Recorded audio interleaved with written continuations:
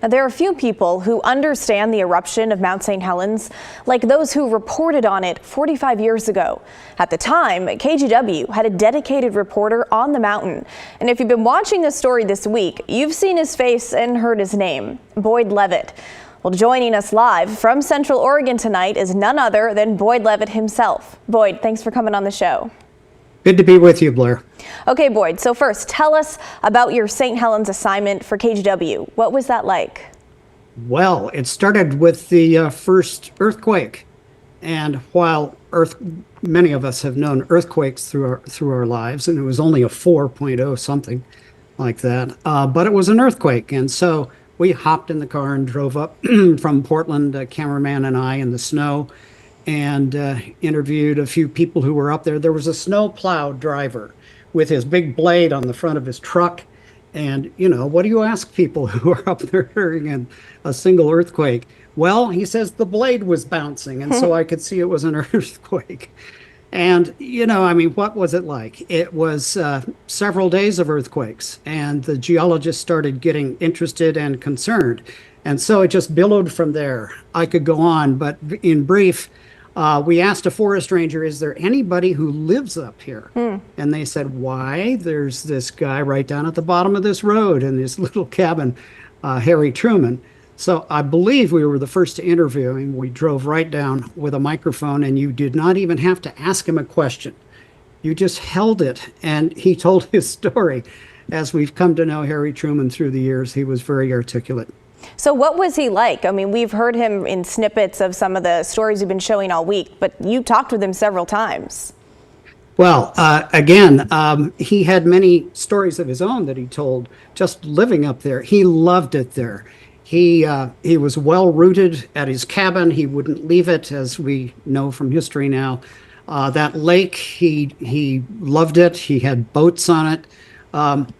Of course, in the year that we were there, 1980, it was, how do we put this, well past its prime as a resort. He was the only guy in there with dozens of cats and his favorite drinks lined up on a shelf in the room. It was his retreat, his home, and he was not going to leave it. Walk us through some of your most vivid memories from the lead up and the eruption 45 years ago.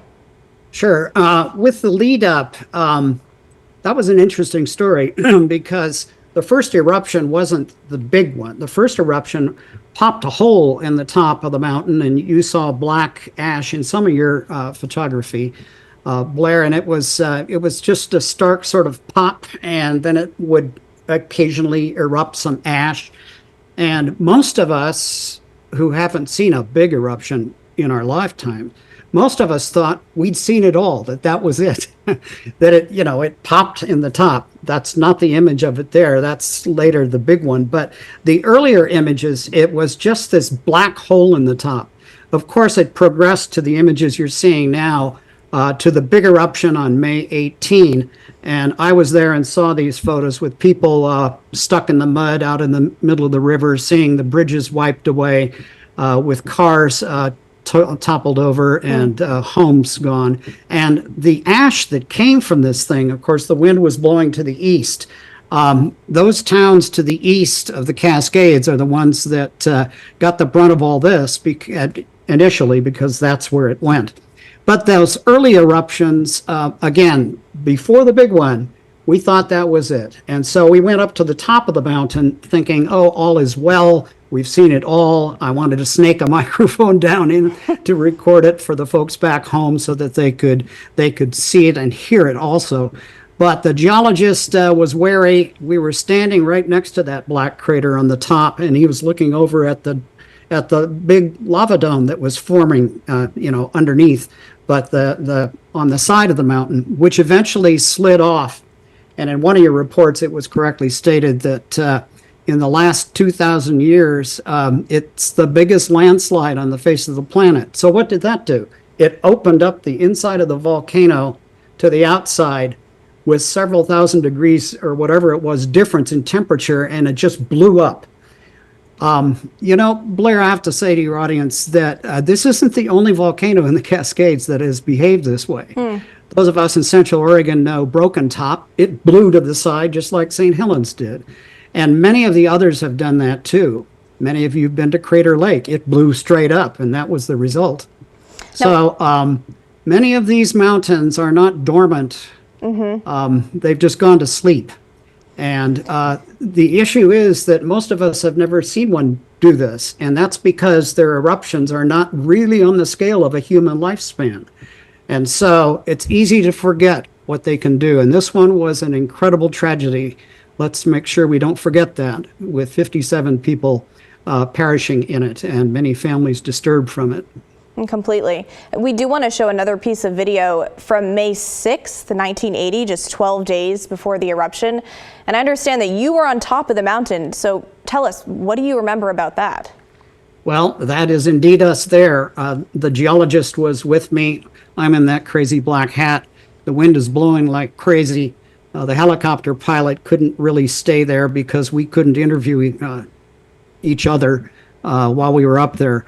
But again, we understand that's the pit of the original hole popped in the top in the upper right, and we thought that was it.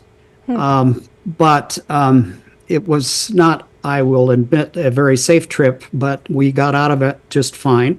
The Boy Scouts and other groups, evacuation down at Spirit Lake of their canoes and all of their supplies for summer camps and that sort of thing. We were there for that as well. And what was that? That was maybe 4 days before the big one. So we didn't really know when the big one was going to happen. But the earthquakes kept their pace up.